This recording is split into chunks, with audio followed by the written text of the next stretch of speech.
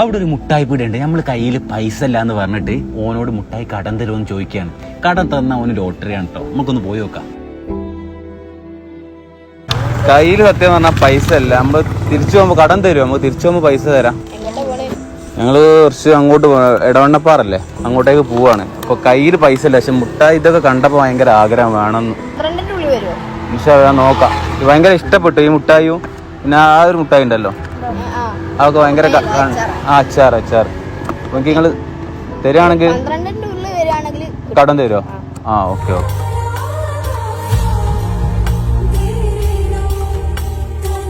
അപ്പൊ നമുക്ക് കടം തന്നാ കുട്ടിക്ക് നമുക്ക് പൈസ കൊണ്ടുപോയി കൊടുത്താലോ? 15 റുപ്യ വരി.